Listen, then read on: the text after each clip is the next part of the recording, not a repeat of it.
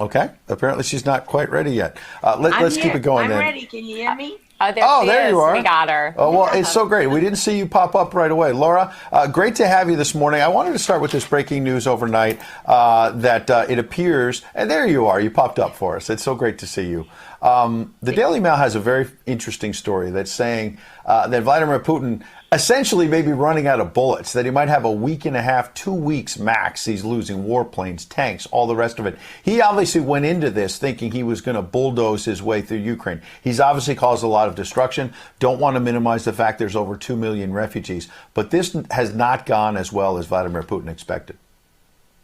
I don't buy it for a second, Ed. I'll be honest with you. I really think that there's so much misinformation. We've never really seen anything like it. I mean, I've been covering wars now for 35 years, and I have never seen people with their nails done in the Ukrainian flag, right?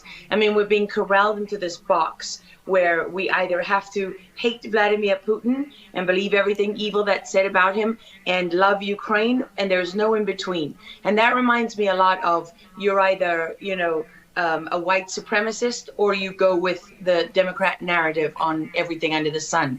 So Vladimir Putin knew exactly what he was doing when he went into Ukraine. The Russian military isn't perfect. They, for example, I've spoken to multiple defense specialists and intelligence specialists from a Defense Intelligence Agency who've studied the Russian military for years. They do have a difficulty mounting complex air operations because they do very little training hours in comparison to, for example, the United States air assets, right, our fighter jet pilots. But Russia is not struggling. What Russia has done from the very beginning has been very strategic. They didn't go straight to Kiev. They went to all those bioweapons laboratories that are scattered all over the country. Some of them they built, so they know where they are. They've known where they are since the Soviet Union, because under the Defense Threat Reduction Program, we went in after the fall of the Soviet Union and supposedly turned those facilities from bioweapons labs into public health labs. Although, these days it's hard to believe anything that our leaders tell us, because they've lied about COVID, they lied about Russia collusion, they lied about the Ukraine impeachment trial, and there's so much more going on in Ukraine that nobody is talking about. You see such dishonesty when it comes to the history of Ukraine. You see dishonesty when it comes to the Azov Battalion, which is funded by the US and NATO. I mean, you can find pictures of them online holding up the NATO flag and the swastika at the same time. Their own emblem contains the black sun of the occult, which was a Nazi SS emblem. And it also contains the sideways, lightning insignia of the SS. I mean, this is on throughout the Ukrainian military. You can see that black sun of the occult on their body armor, even on the female soldiers who are paraded in front of the world as being, such an example of Ukraine's independence and spirit and nobility. Even they are wearing the black sun of the occult. And, the White House wants you to believe, well, this doesn't matter. It's just a small number of troops. It's not true. The Azov Battalion has been murdering its way through eastern Ukraine. Yeah. We don't want to admit this. This was why Crimea voted for independence. This is why Crimea wanted to be with Russia.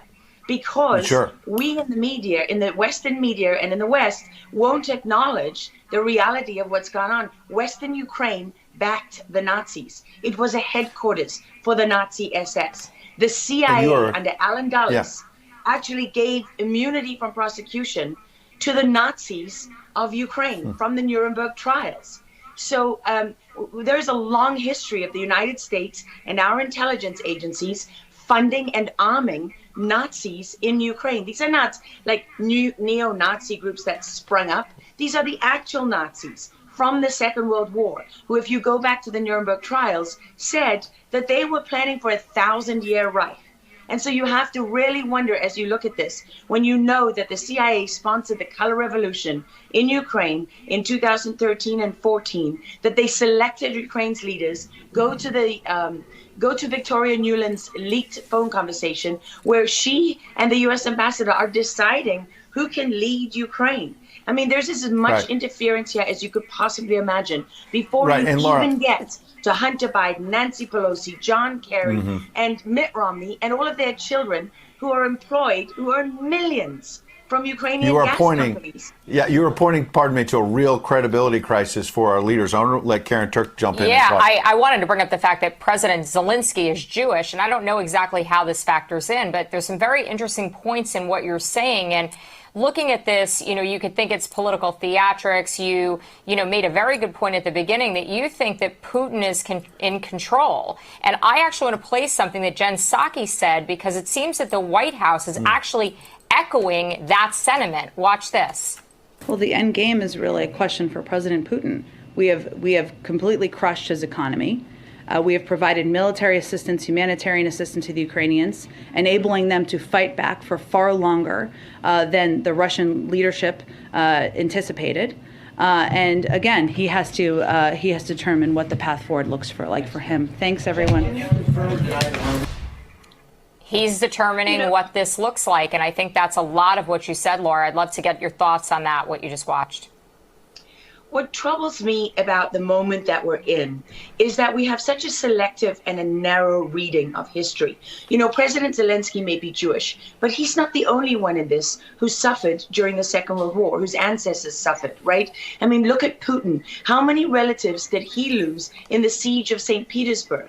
People don't know their history. They don't know what made Vladimir Putin. And I'm not I'm not defending him. I don't need to defend Vladimir Putin. My job as a journalist is to try to understand what is the truth here. I don't like being lied to.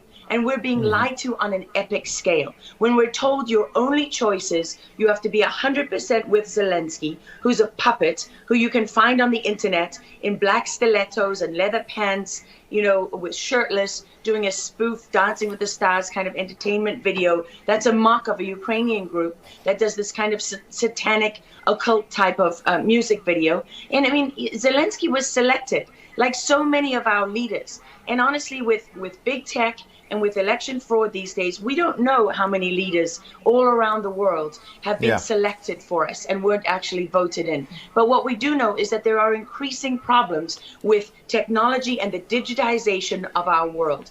Because look at what's happening with COVID. Look at what has happened globally. We are fighting the same battles all over the world. To pretend that this war is about Russia and Ukraine is just a barefaced lie. If Putin has been warning for 15 years that he is not going to stand by while the globalists take over the world, build bioweapons facilities and whatever else they're doing in Ukraine, Ukrainian oligarchs. Ukraine has been a center of money laundering for many of the leaders in this country. For how long? Billions of US dollars have been laundered through Ukraine, and we say nothing about it. These are our tax dollars. I mean, before the impeachment trial, had you ever heard of anyone in the United States, I mean, us bringing in foreign governments to the White House for anti-corruption training? I mean, does nobody question these things? Why do we not question them? We have an idiot like Lieutenant Colonel Vindman, who goes at the impeachment trial and sits there as a lieutenant colonel. He didn't even make colonel. And he's telling the president of the United States what his policy should be. You have a traitor in the form of Maria Yovanovitch, who was Obama's ambassador, who's telling Ukrainian government officials, don't listen to the will of the American people. Don't listen to the election results. We are the true leaders of America. I mean, and then people object when the woman isn't even fired. She's given a cushy job for life at Georgetown University at the expense of the U.S. taxpayer. And we're told that the president of the United States cannot say to his foreign counterparts, that we want you to look into something. But Joe Biden, he can withhold as much aid as he wants to. I mean, there's so much hypocrisy and dishonesty here. And Ukraine is at the center of it all. Go back to Russia collusion. Go to Alexander Chalupa. Go to Eric Karamella, the whistleblower who went to work for Adam Schiff, who wasn't really a whistleblower, and all those corrupt people in the deep state. And you know what? The deep state isn't a theory. It's not a conspiracy theory. It's an actual deep state. Look up the SES, the Senior Executive Service, because when that bureaucracy was ushered into law in the United States of America, that's when we got a bunch of unelected bureaucrats pulling the strings behind the scenes. And these are the people that keep lying to us. Absolutely. And pardon me, we've got a live chat where we're streaming on Getter, for example, and I'm watching it as you're talking. People are talking about how you're dropping truth bombs and you're a real journalist. And I know that, having worked alongside you for many, many years when you're at CBS and many other places. And maybe they didn't want to hear the truth, but you're dropping those truth bombs now. Unfortunately, we got to hit a break right now. We'd love to have you back in the days ahead. We love having you on. Lara Logan, thanks for joining us on Real America's Voice. Thank you so much.